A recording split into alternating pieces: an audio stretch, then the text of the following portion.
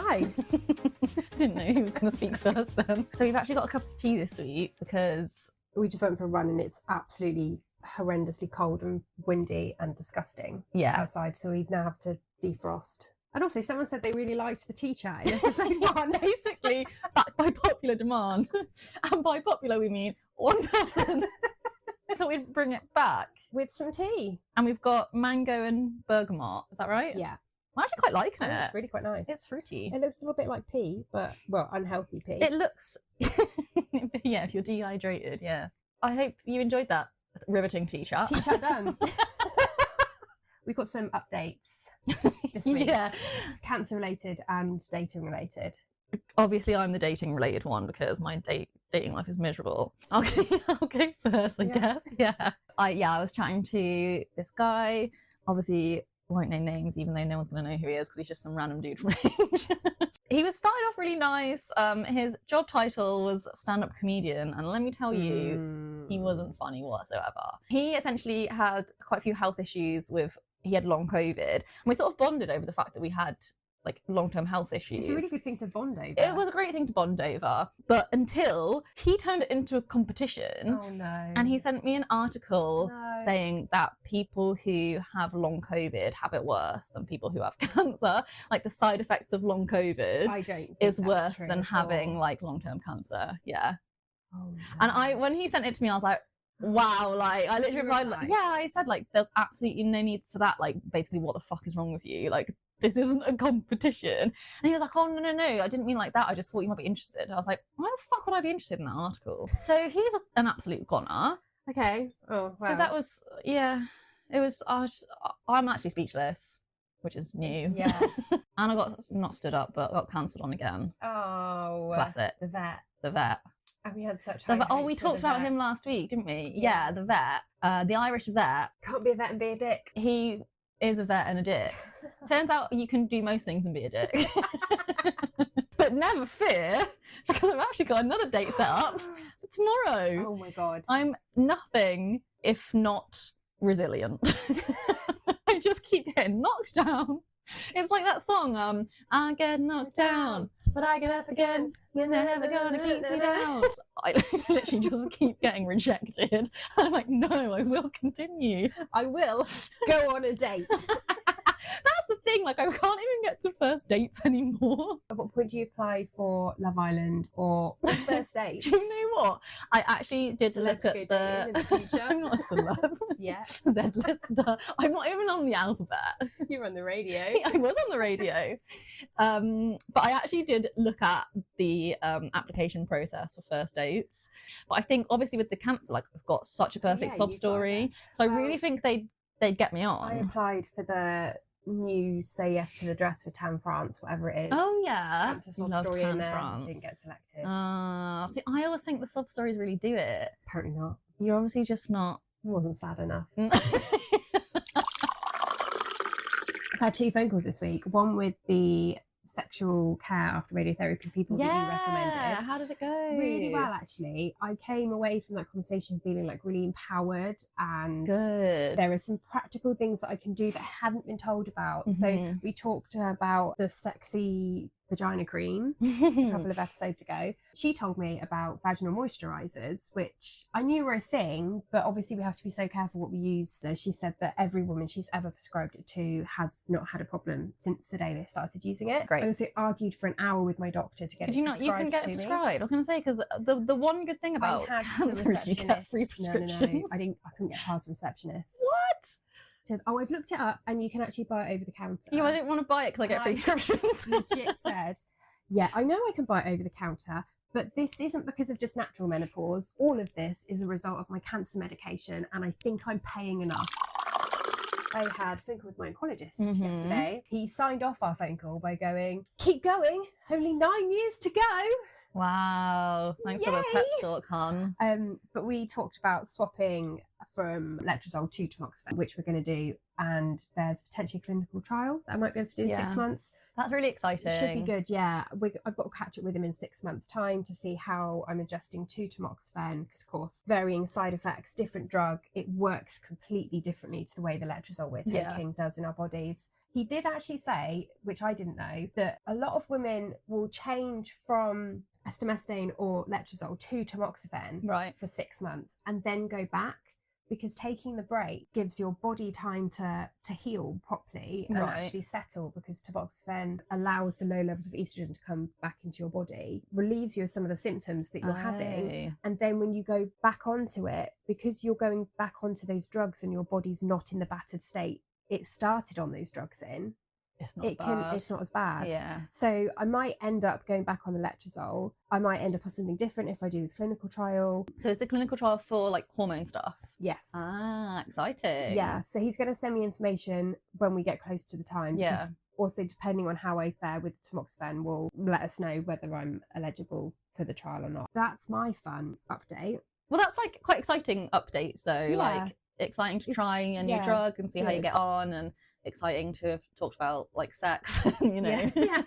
I think that kind of leads quite nicely into what we're going to talk about today. Yeah. So we've got bits of the process episode for you here. So we're going to talk about radiotherapy, hormone therapy, and menopause, specifically medical menopause that we're in. Yeah. All of these treatments do link because they're sort of the treatments that you have after your like curative treatments. So these are the treatments that are to like reduce the risk of the cancer coming back. For me, especially because my chemotherapy was pre-surgery. But let's talk about radiotherapy first. Arguably the easiest.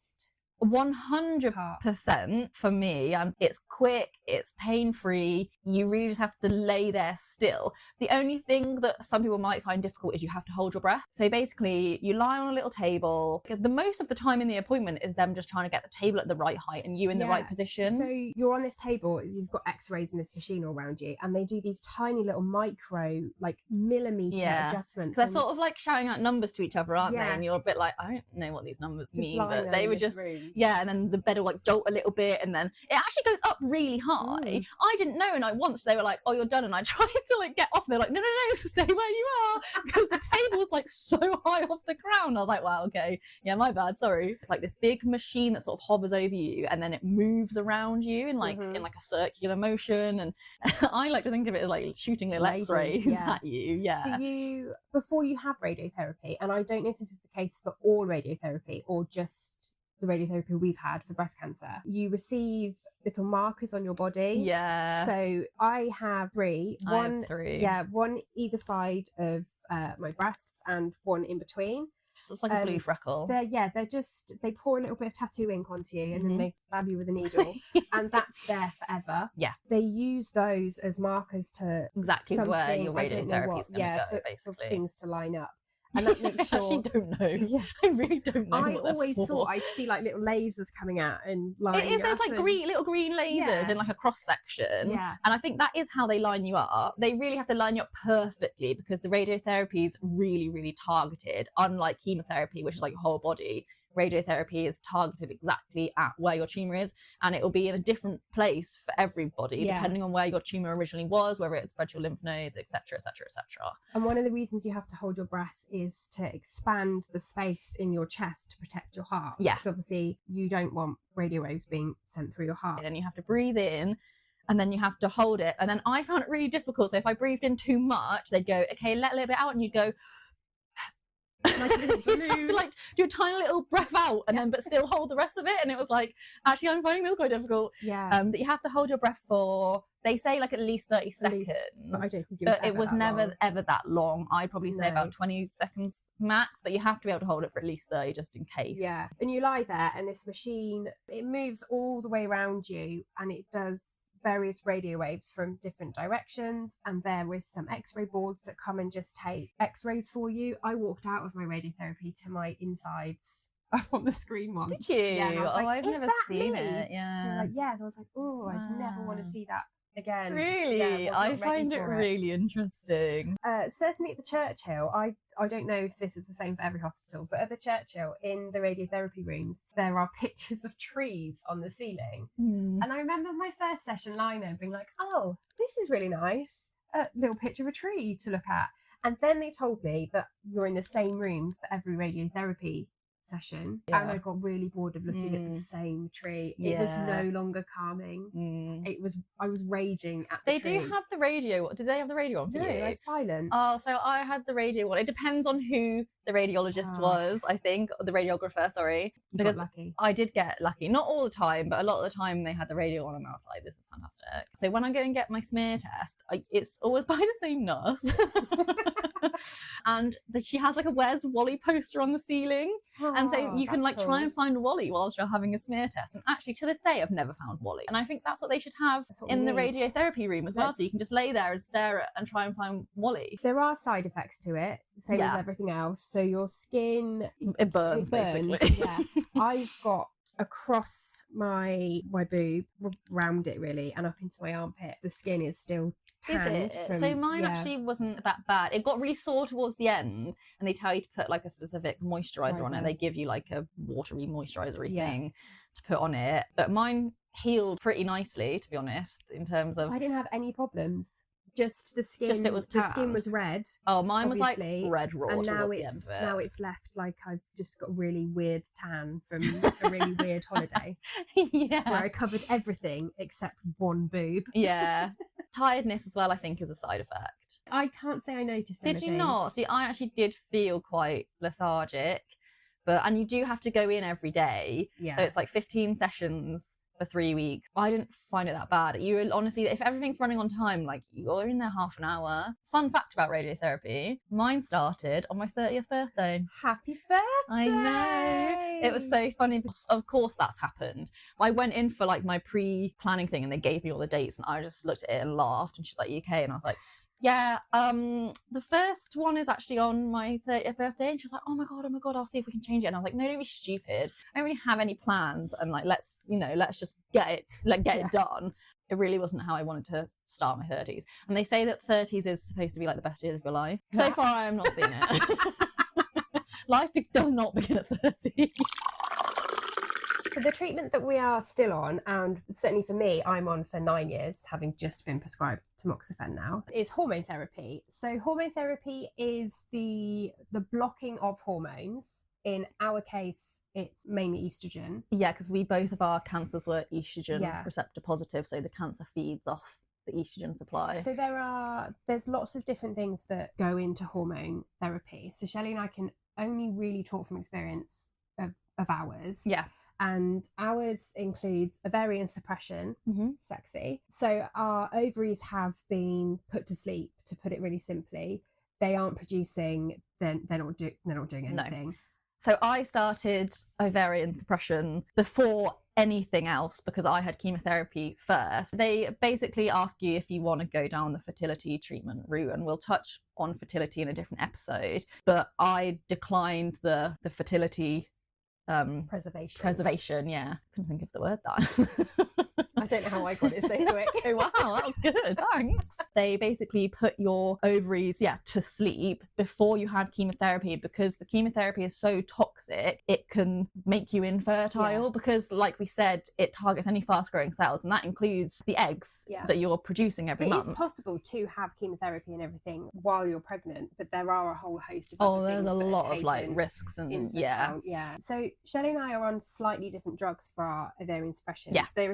They do exactly the same thing. Yeah. So I am on Zoladex. I started off on Zoladex. Yeah. And you're now on Prostap, which is slightly different. And I'm only on that because I basically just went in and said, I can't be asked to go to the doctors every single month for this stupid injection. I want to be on the 3-monthly version. And luckily they said, yeah. So I tried that after you told me to do it and it didn't work. That's ridiculous though. Like, it's just because we have different oncologists. I'm going to get my next one tomorrow. You get there and it's the biggest needle you've ever seen. And it's not an injection. They basically like inject this pellet under your skin, which releases whatever it releases to suppress the hormones. Yeah, that stays in there for a month and you have to keep doing it every single month on different sides because the needle's so big, you have to like change the size of your stomach So to stop your tomorrow stomach. is my 21st one. So you've nearly done 2 years. Nearly done 2 years. Yeah, nice. The holes from it take like 4 months to heal. Yeah, I probably still have scars on my Yeah, stomach from it's it because the ridiculous. needle is so big, and they don't warn you until you get there, and then you get shown this needle and you're like, hang on a minute, Whoa. this isn't what I was expecting. On top of those injections, we've then got our, how do you pronounce it?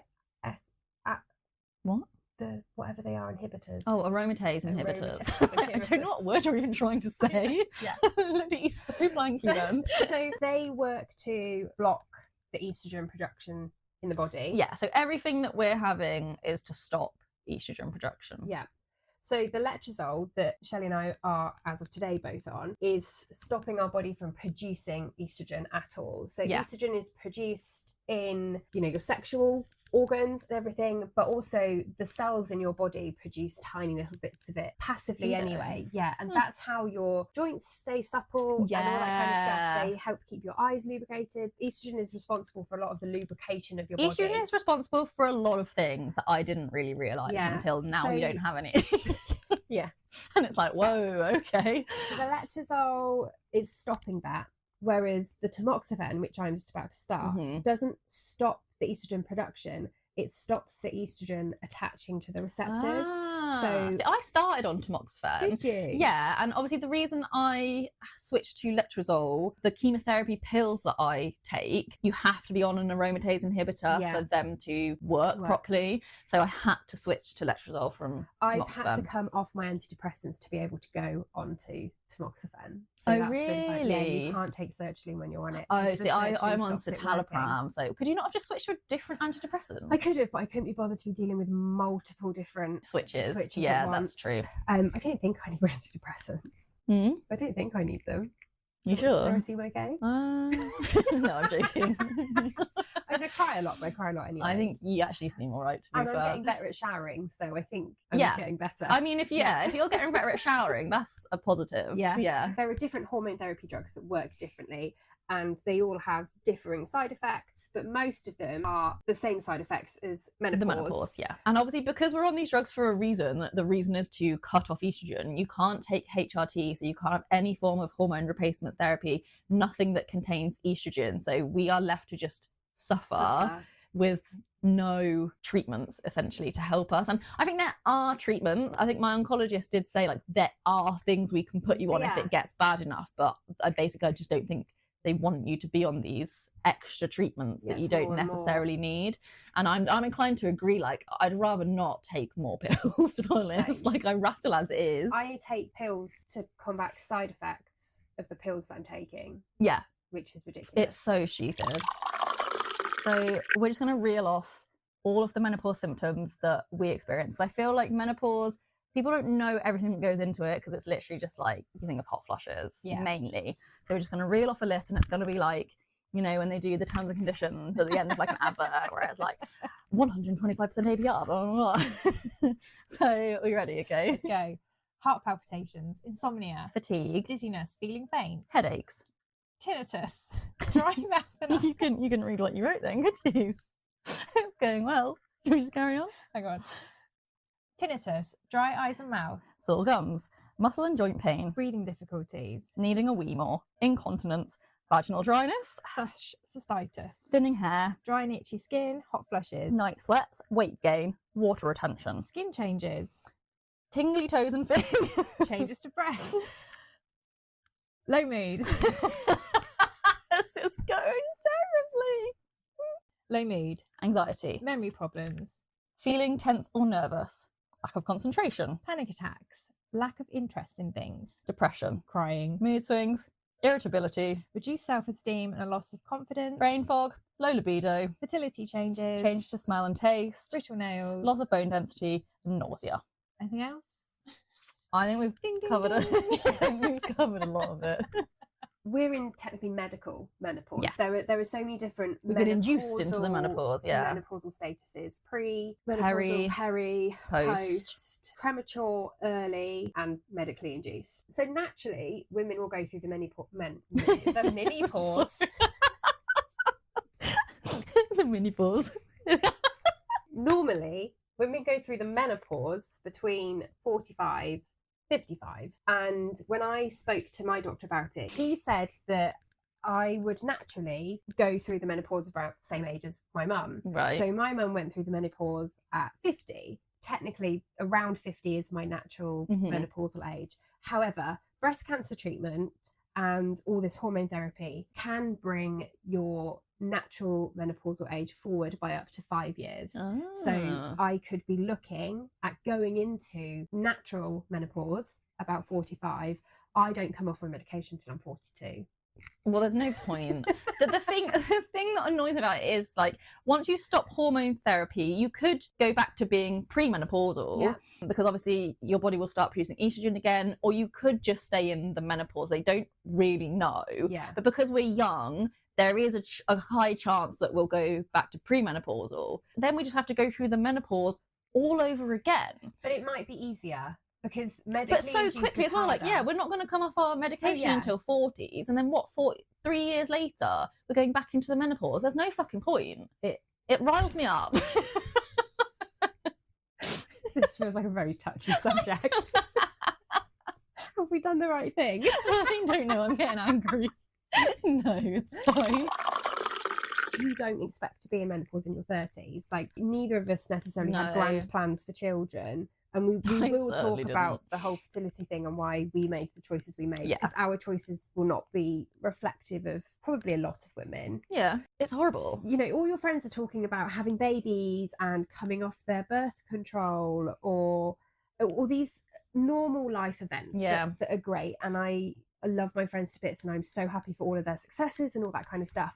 But I find myself getting incredibly frustrated that then I'm sat there being like, oh, well, I'm not going to have kids because I can't have children and my knee hurts all the time. And I can't I can't just think straight, and I'm always tired, and I can't control my own temperature. So now I have to take medication to control my temperature because of my hot flashes. And you're talking to me about whether you should stop taking the pill or not. Now he's getting angry. The people who are like having kids and coming off, do you. That's not the thing that bothers me. What bothers me is the fact that I feel so old, and other people our age just don't understand. If you had to put an age on how old you feel, what's your age? 55, 60. I consistently go with 68. 68? Yeah. That's pretty old, no? It is. Wow. I feel I can do more than what my mum can do, and she's 65. Sorry, mum. It's so hard to convey actually how painful my joints are. It's the invisible disability thing, isn't it? It Without is. it necessarily being a disability. It can't be seen, so it can't be quantified. Yeah. So it can't be treated in the same way as and because we're everything not else.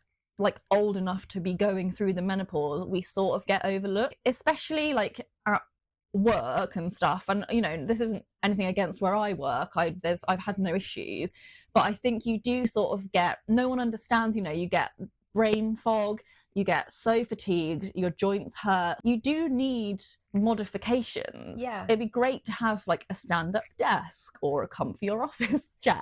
The temperature, to be fair, there's really nothing you can do about the temperature. I do have a fan at work with my name on it, and somebody keeps stealing it, and I can never find it. The brain fog and stuff is probably one of the worst ones, because you are trying to work and you're trying to be really good at your job, and then there are certain things where you're like, I'll go to a different room, and I'm like, wait, why did I come in here? And I think people say to me at work, like, oh, do you remember, you know, so-and-so, this patient, like, you did this yesterday for them? And I was like, hang on, wait, what did I do yesterday? I cannot remember a thing. One of my biggest I forget things is putting my phone and my keys down. Anyone I'm going out with knows to give me a 5-minute buffer, because I've lost my keys. Yeah. And even though they are probably in the same place I put them every single time, I never think to look in that place, because that place is a new place that's been implemented, because I kept forgetting where I was putting my keys. Yeah. So I'm forgetting where I put them, and I'm forgetting where I put them because I forgot where I put them. Just forget everything. The same with my phone. I've left my phone in the fridge of all places quite regularly as well. The joint pain. Sometimes I make the noise now, you know, that noise where it's like, oh. Yeah. Every single time I sit down, every single time I get up, without fail, I make that noise. The other day, I was in so much pain, I was just rolling on and off the sofa to get up all the time. I was just existing on a low level on the floor. And because it's so cold at the moment as well, it actually makes it worse. And I feel so old. Do your bones and your joints seize overnight? Yeah, it depends on the day, but yeah, some mornings I wake up and it'll take me a good 5 minutes to sort of be mobile. And our son woke up really suddenly in the middle of the night. He just made this noise that makes any parent just go, oh my God, they need me now. My brain was up and out of bed before my body was. And my body was stiff. And I stood up.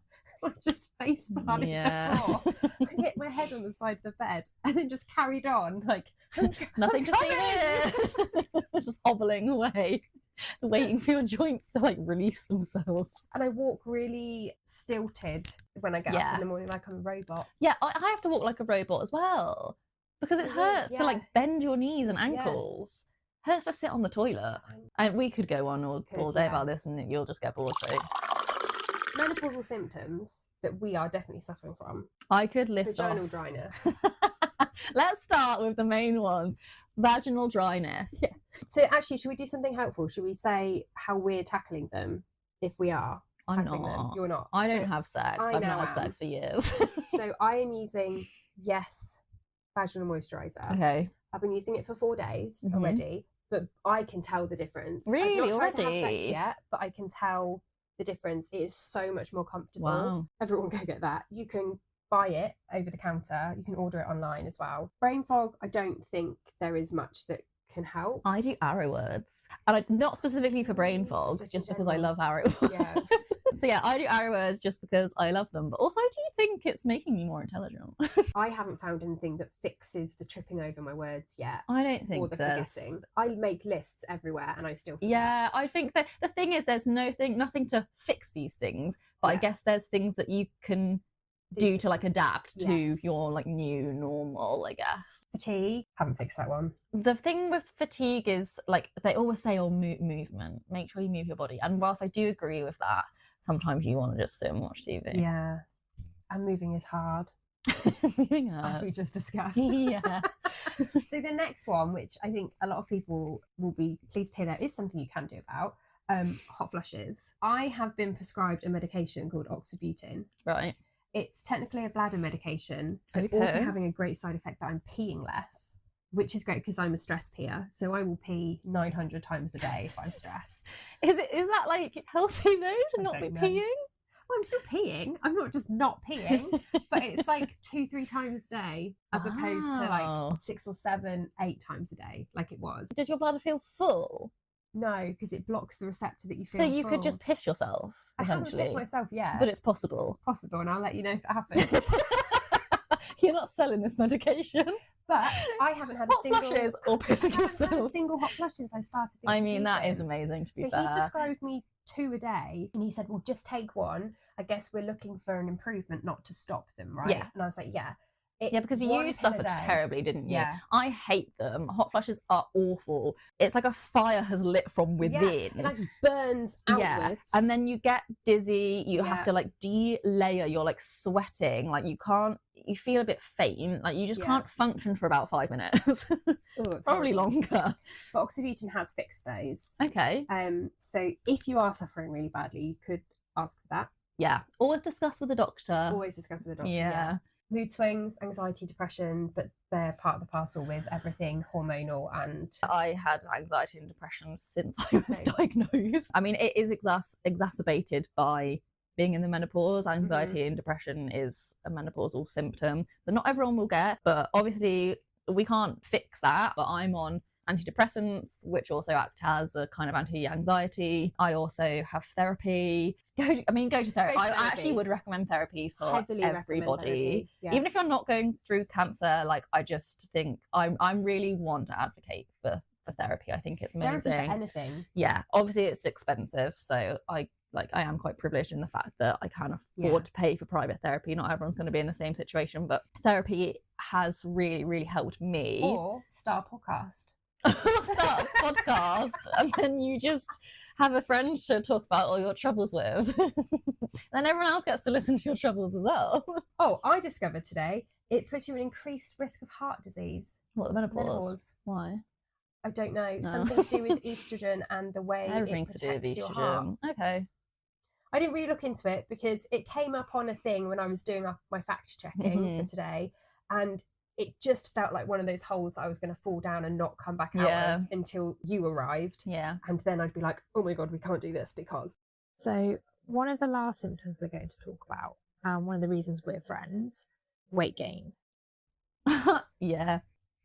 We wanted to exercise and become fit and lose a little bit of weight. Obviously, disclaimer, like I love to advocate for women's bodies, and you should love your body regardless of how much you weigh.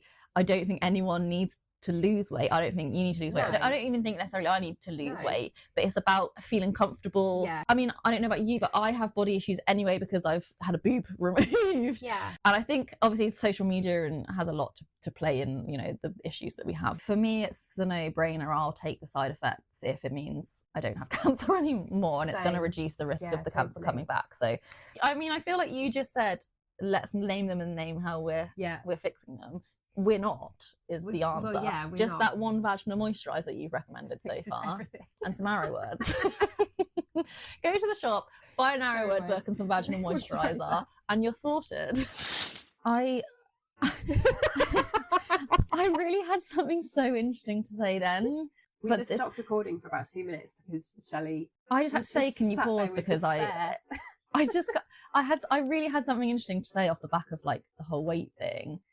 And now I just cannot for the life of me remember what I was going to say. So obviously it wasn't that interesting, but a perfect example. I'm just, and it's just annoying because we want to record this podcast with as little editing as possible. And now we're just going to have to edit a lot because 2 minutes of silence. Well, no, we paused it.